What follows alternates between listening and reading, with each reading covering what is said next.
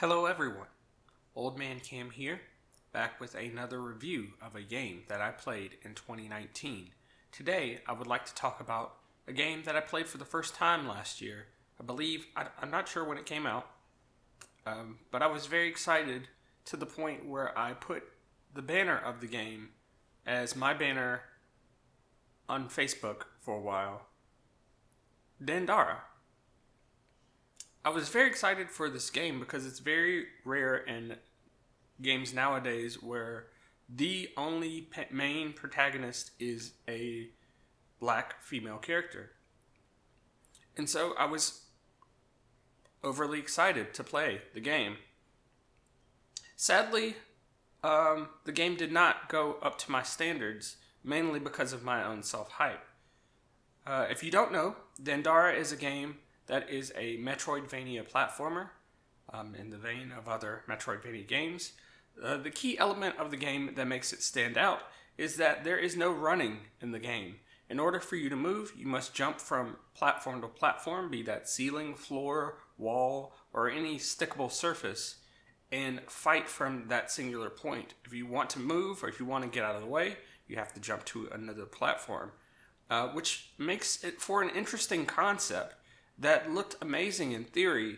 The timing of your jumps, the jumping from platform to platform while firing at enemies, it seemed really, really cool.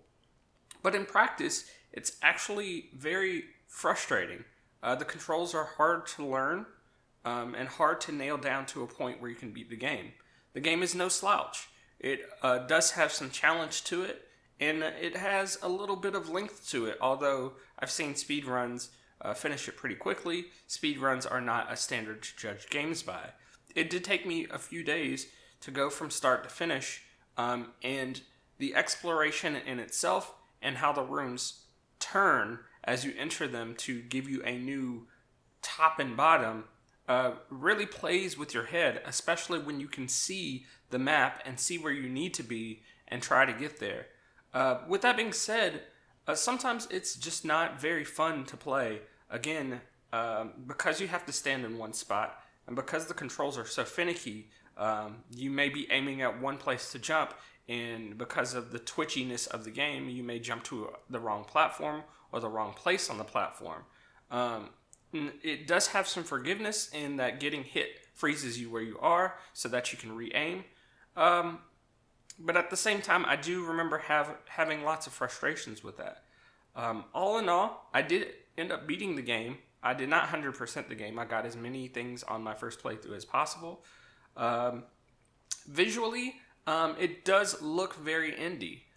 It has a unique art style, and at times it looks very, very, very, very cool, and at other times it just looks like an indie game. Musically, I think it was okay. I don't have very strong memories of it. Story-wise, I think a lot was left on the table, which is where my disappointments come from. As the main character, you are set in the world. You are literally born into the world to overthrow a fascist government, which I was super excited about. But there's not much in storyline there. There are backstory bits and bits that you can fill in the blanks, ideas that are there that you feel are worth fighting for, but none of them feel really fleshed out, especially once you get out of the initial areas of the game. All in all, I don't think Dandara is a bad game, but I think it is a cautionary tale of getting too excited for a game just off of your own personal excitement. With that being said, I give Dandara a C. Dandara is the standard by which all the rest of the games on this list, I think, will be measured.